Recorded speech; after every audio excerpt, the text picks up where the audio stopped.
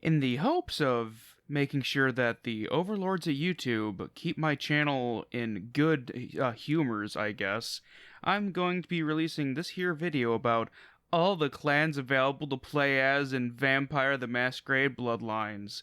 I would have gone through all the clans in general, but they're not all covered by the game, and what better way to cover them through the game than the ones that you get to play as and mostly interact with. There's a few that you can interact with that aren't playable, like the Zimise, or however you pronounce that. I've heard different ways of pronouncing it. The Eastern European ones that have vicissitude and all the other fun stuff where they make meat couches. And then with the plus patch at least, you've got the La Sombra dude that hangs out in the library basement or something.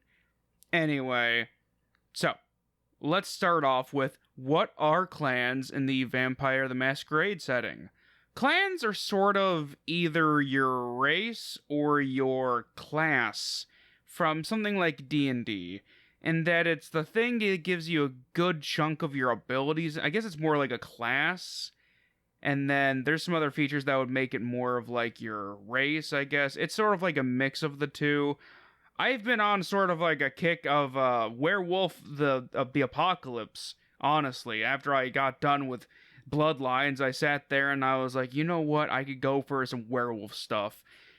And it's been dope as shit. Anyway, back to the clans, because I'm just full of werewolf lore. Maybe one day I'll cover those as well. That would be a great podcast episode. The clans. I'll briefly go over all of them, and I'll go over them again in more detail, talking about specific ones. First up, we got the Brujah. They are very angry boys. They are the clan that is most prone to engaging in human politics on the ground level. Next, we got the Gangrel. They are your sort of like animalistic vampires in that they have ties with animals. They can transform into animals. They can talk to animals. They can be really tough boys. Malkavians are batshit insane and have a hive mind sort of thing going on. Though it's more of like if you're just like constantly stuck in a massive chat room and people can chat at you randomly and you can't turn it off. The Nosferatu are very ugly and very good at hiding. They are very rat-like people in that they hang out in sewers. They're very stinky people. The Toreador are the opposite of that. They are the fuckable vampires. When you think about hot vampires in nightclubs, you're thinking about Toreador. The Tremere are your nerd vampires, and everybody fucking hates them, not just because they're nerds, but because they're just douchebags. The Ventrue, speaking of douchebags, are also there. They're sort of the ones who think that they should lead everything. So, going on back, let's start with the Brujah. The Brujah are the ones that mostly make up the Anarchs in the game, except for Skelter. We'll get to him later. They include characters like Smilin' Jack, Nines Rodriguez, and Damsel. I think it's just Damsel. I don't know if her last name might have been referenced. I know she shot porn back in the 90s or some shit like that. But in general, Brujah are marked by their inherent rage against the machine. They are, at heart, still angry about losing Carthage. They wish to bring about change, and that's why a good chunk of them are in the Anarchs. In fact, I believe in the modern lore, they and the Gangrel left the Camarilla and joined the Anarchs fully. All this shit, all this World of Darkness is gothic punk. And what's more punk than politics? Not much. I don't know, man. Listen, man, it doesn't matter if you get tattoos, piercings, none of that shit matters. You can be a punk and wear a cool pink dress. None of that shit stops you as long as you're committing crimes against the man.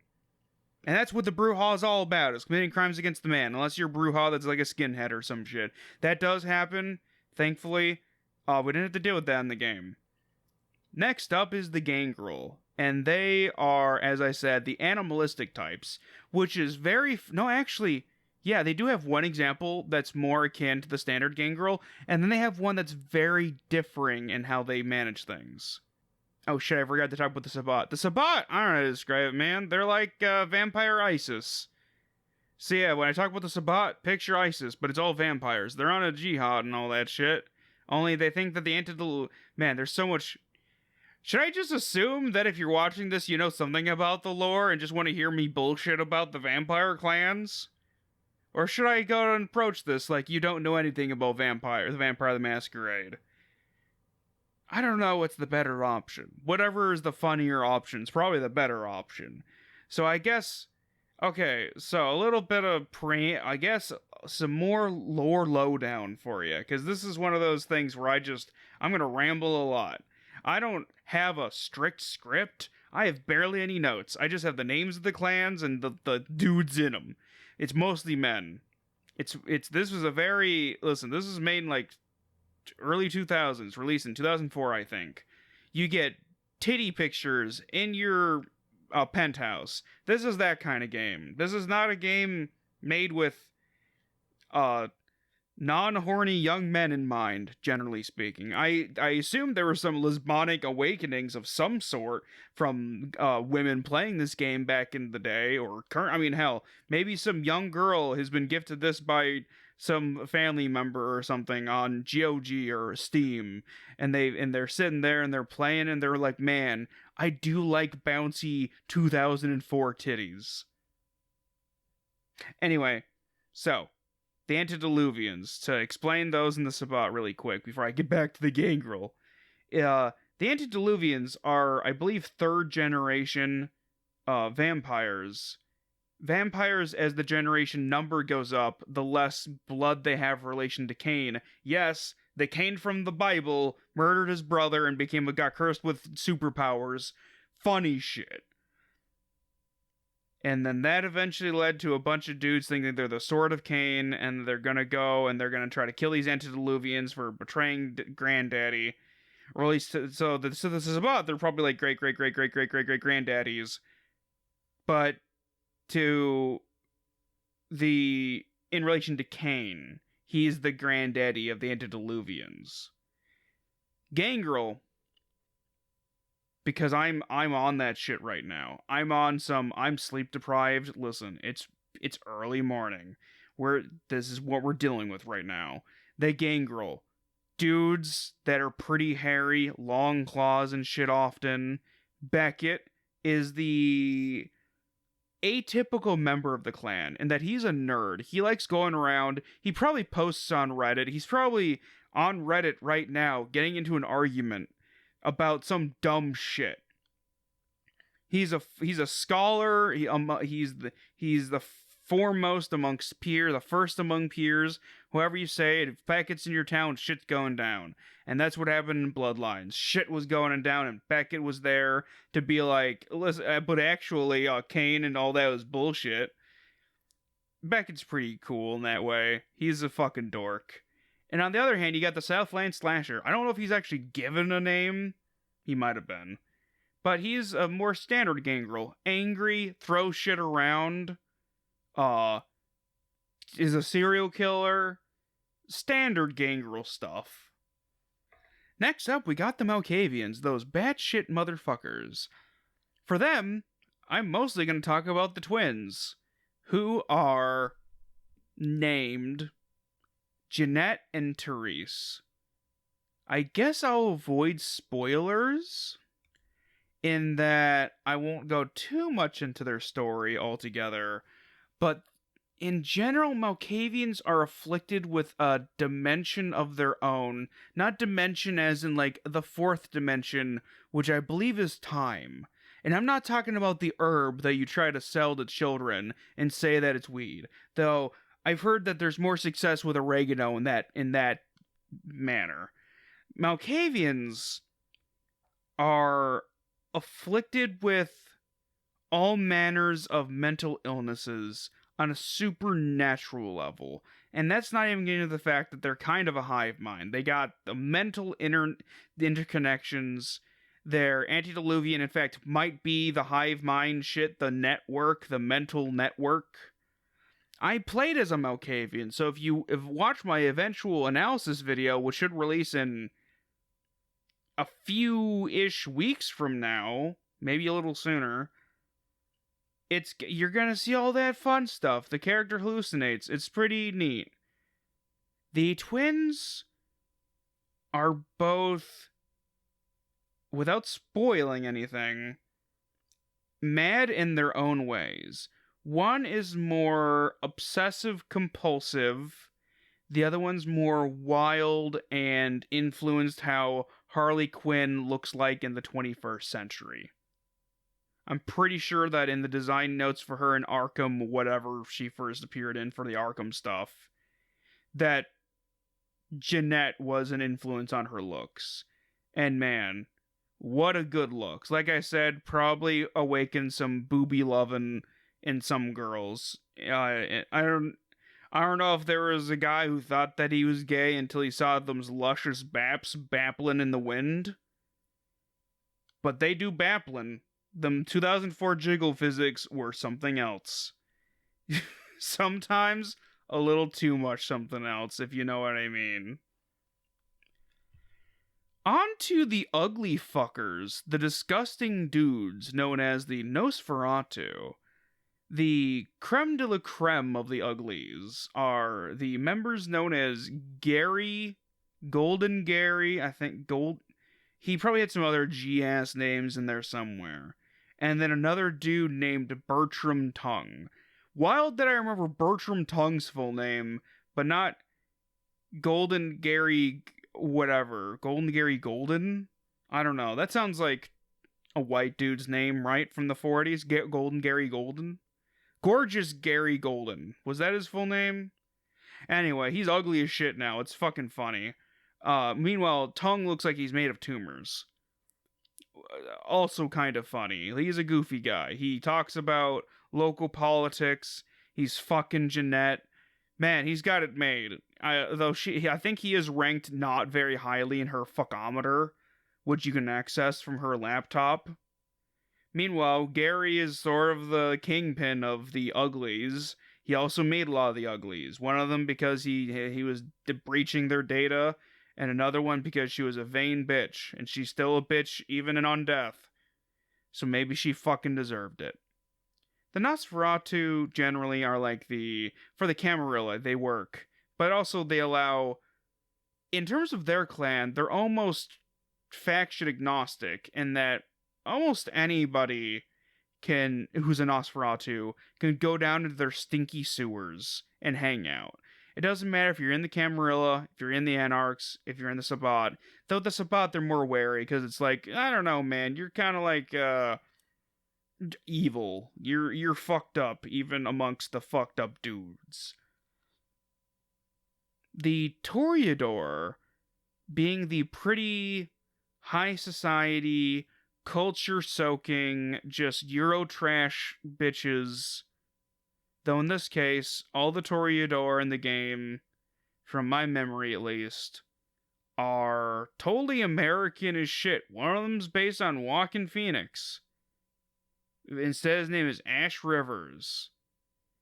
His daddy, his vampire daddy, is Isaac Abrams, who is a lead guy of Hollywood.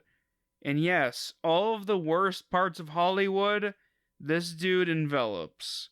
He's got money, he's got power, he probably partied with Weinstein. Man, you can probably, even though he's a vampire and probably doesn't leave the city, I bet he's on Epstein's list. Meanwhile, Isaac's adoptive child with an E, because vampires are fancy, so they spell child with an E, in that your child with an E is the vampire you've sucked off and turned into a vampire. Like, they were a human, and then you sucked them off and turned them into a vampire. His adoptive daughter and sort of the step sibling-ish of Ash, they didn't describe it very well. I think she said, like, step brother or something, and I'm like, well, you're adopted, so you're just adopted siblings. That's not, there's no step in. Isaac didn't marry your parent. Oh man, what if he was married to her fucking creator? Anyway, so VV, Velvet Velour, I think is her name, is a stripper. To give you an idea of like what other sorts of shit that the Toreador is going to go up to. She's kind of a poser, if I remember right, in their culture, in that she doesn't really create things of value. She kind of just manipulates people. She manipulates the PC into killing people.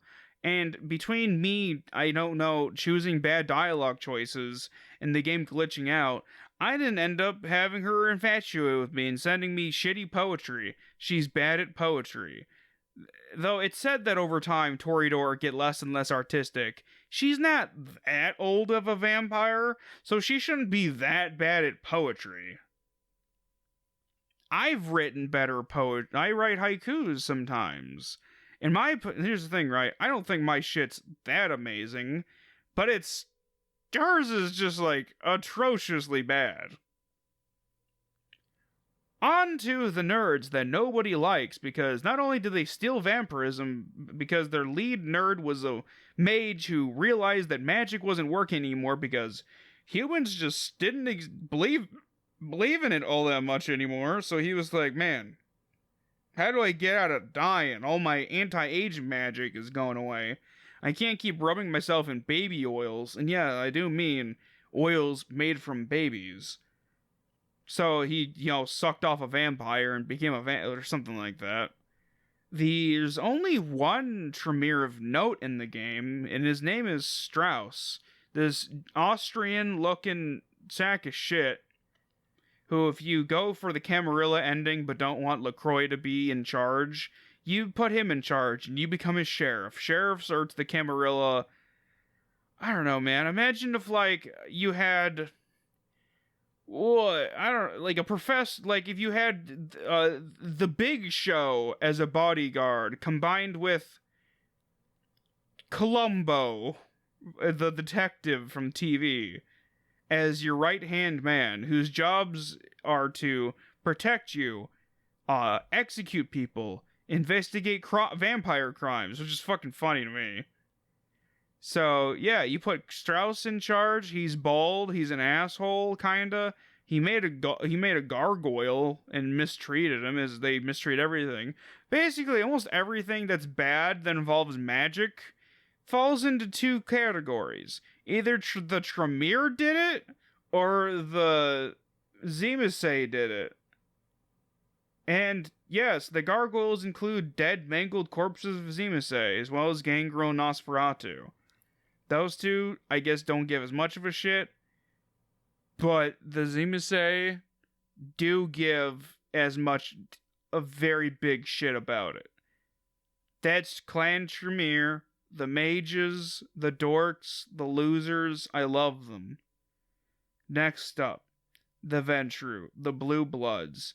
These dudes are so picky about what they can drink in terms of blood. Imagine you can only drink from, like, redheads. That really, unless you're fucking around in, like, America or Europe, man, it's gonna be hard to find redheads in Asia. And here's the thing, right? You don't, in the lore, you don't choose your weird kink, your weird fetish for whatever it is you gotta suck off. As the player you get to in real life, but in this video game, I think, yeah, you couldn't suck off rats and maybe the homeless. Yeah, that sounds correct. Very stuck up. They believe that they should be the leaders. The best of them believe in, like, a legit version of, and I'm gonna butcher this because I'm half asleep, and also because I failed French. But noblesse oblige. Basically, if you lead, you should lead well and then protect your dudes. The best among them are, like, paladins mixed with goodly kings, in the goodliest way that a king could exist. Another thing about the French that I didn't fail is knowing that I know where the heads of kings belong, and that's with their necks firmly underneath a guillotine blade. Anyway, the leader of the leader of the city, the prince of the city, is LaCroix. He helped Napoleon lose at Waterloo. He's a fucking failure. Curse him and his entire... I hope his entire bloodline is gone. He exploded in my thing. I think he explodes in most of the endings. Oh shit. I guess I'll put up a spoiler at the beginning for an over 20-year-old game that this fucker explodes. I'm sorry. I've ruined it for you. I ruined that the guy who fucked up Waterloo for Napoleon blows up. You know what? You don't know how he blows up, though. He could blow up in any way. He could turn into a big ol'... What's the Willy Wonka girl that turns into a blueberry and, it would have been funnier if she exploded. Beauregard? Something like Velvet Beauregard. Anyway, LaCroix helps show everything wrong with Clan Ventrue. Not very useful. Seemingly kind of racist. He went into Africa and came back with a manservant. Sheriff, I don't know if he's got some kind of slavery thing going on with him. It always felt a little weird. Sheriff doesn't talk. He looks like a big-ass mummy. And with that, I think Clan Ventrue, I'm done with them. Closing statements. I enjoy the clans.